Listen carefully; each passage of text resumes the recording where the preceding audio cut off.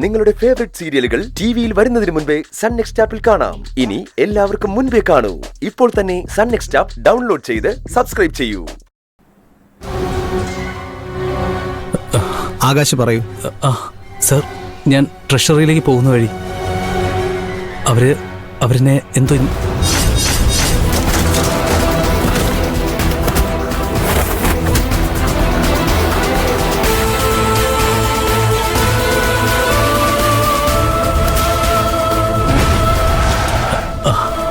അവരെന്നെ എന്തോ ഇഞ്ചെക്ട് ചെയ്തു. പിന്നെ എനിക്കൊന്നും ഓർമ്മയില്ല സർ.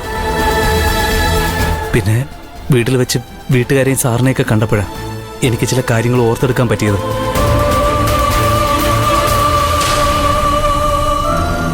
സാർ, ട്രഷറിയിൽ അടയ്ക്കാൻ കൊണ്ടുപോയ കാശ എണ്ണി നോക്കിക്കോളൂ. ബൈജു സാർ, ഇതിലെ ക്യാഷ് കൗണ്ട് ചെയ്ത് 15 ലക്ഷം ഉണ്ടോ എന്ന് നോക്കൂ. ശരി സാർ.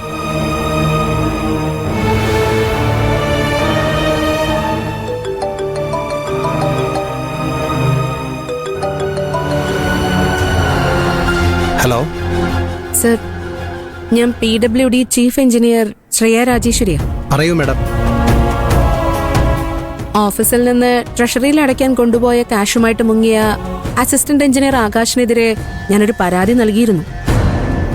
അതിന്റെ അപ്ഡേറ്റ് അറിയാനായിരുന്നു. മാഡം, ഞങ്ങൾ ആകാശിനെ കണ്ടെത്തി.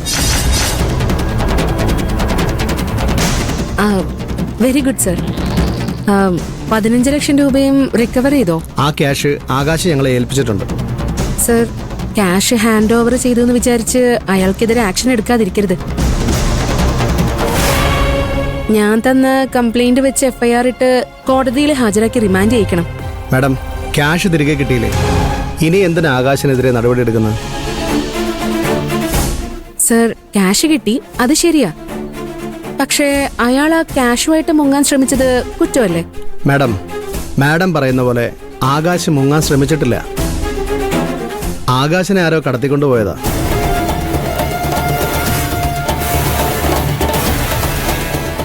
അങ്ങനെ ആകാശ് പറഞ്ഞോ? അഥവാ അങ്ങനെ പറഞ്ഞ സർ, നിങ്ങളിത് വിശ്വാസത്തിലെടുത്തോ?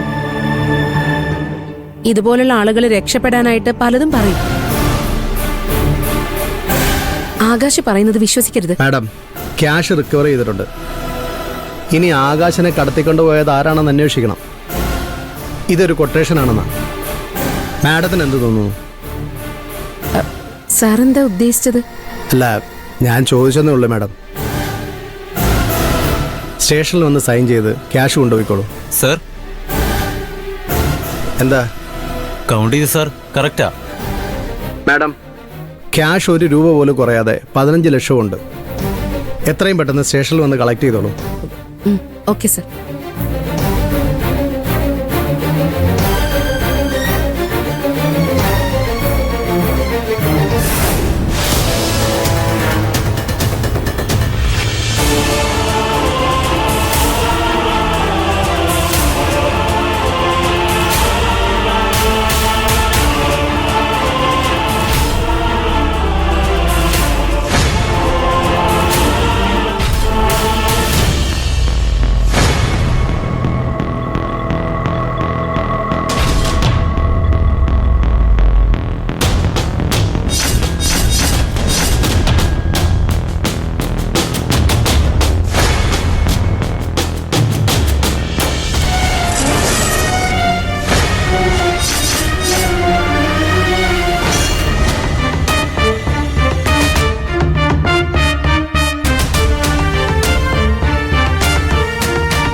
ഗോവിന്ദ, ഓ രമേശ, എന്താ മാവ?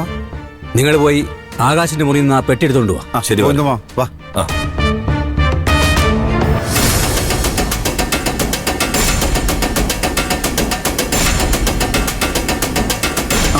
അതൊക്കെ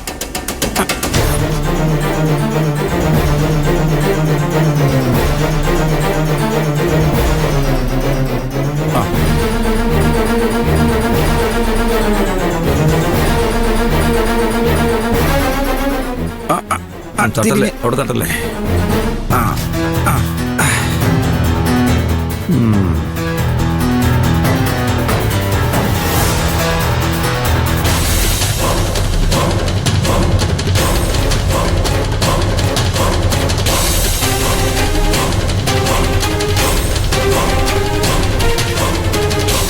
രണ്ടുപേരും സത്യം പറ.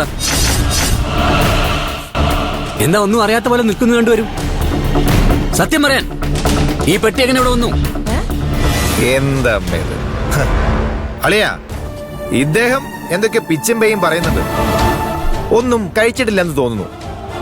വല്ലതും കഴിച്ചിട്ട് പോയി കിടന്ന് ഉറങ്ങാൻ പറയും.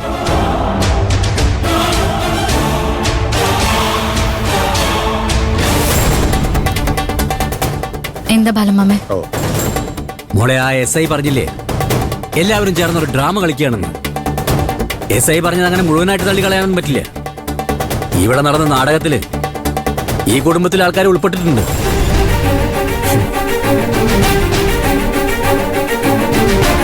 ബാലമാമൻ എന്താ ഉദ്ദേശിക്കുന്നത്? ആകാശ് എങ്ങനെ ആ പെട്ടിയിൽ വന്നു? ആ പെട്ടി എങ്ങനെ ആകാശിന്റെ മുറിയിൽ വന്നു?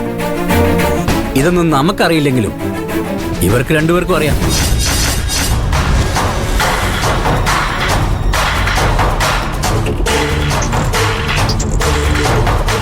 മാമനും മരുമോളും മോനും കൂടി എല്ലാം ചെയ്തു വെച്ചിട്ട് ഇപ്പൊ ഞങ്ങളുടെ തലയിലാക്കിയല്ലേ? ഞങ്ങൾ എന്ത് ചെയ്തു ഈ പറയുന്നേ? നിങ്ങൾ എന്താ ചെയ്തതെന്നൊക്കെ ഞാൻ പറയാം.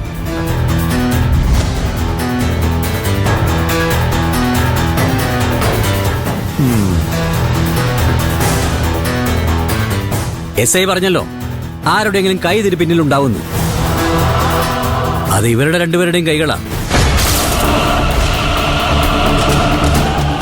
നമ്മൾ പരസ്പരം കുറ്റപ്പെടുത്തിയിട്ട് എന്തിനാ? അച്ചൂട്ടി പറഞ്ഞത് ശരിയാ അമ്മാവ. കുഞ്ഞളീനെ കണ്ടെത്തിയില്ലേ? കാശ് നഷ്ടപ്പെട്ടിട്ടില്ല. പിന്നെ നമ്മള് ഇതിന്റെ പിന്നാലെ പോണോ? പോണം രമേശ. ഇതങ്ങനെ വെറുതെ വിട്ടുകളയാനൊന്നും പറ്റില്ല. എന്നാ നിങ്ങളെ ഇവിടെ കേസും കെട്ടിപ്പിടിച്ചിരിക്കും. വാമേ, നിക്കട അവിടെ.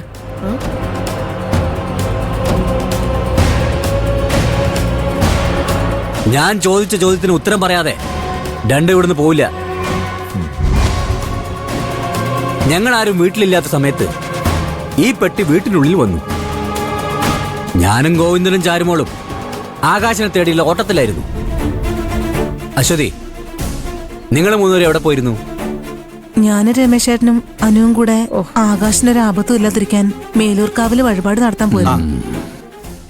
ഇപ്പൊ മനസ്സിലായില്ലേ? വീട്ടിനുള്ളിൽ ഇവർ രണ്ടുപേരും മാത്രമേ ഉണ്ടായിരുന്നുള്ളൂ. ഹേമയും ഇവനും ചേർന്ന് ആകാശിനെ അടിച്ചു വീഴ്ത്തി പെട്ടിയിലാക്കി ഇവിടെ കൊണ്ടുവച്ചതാ. ഇതൊക്കെ ഞാൻ നേരിൽ കണ്ടതുപോലെ പറയുന്നത് എങ്ങനെയായിരിക്കും നിങ്ങൾ ആലോചിക്കുന്നത്?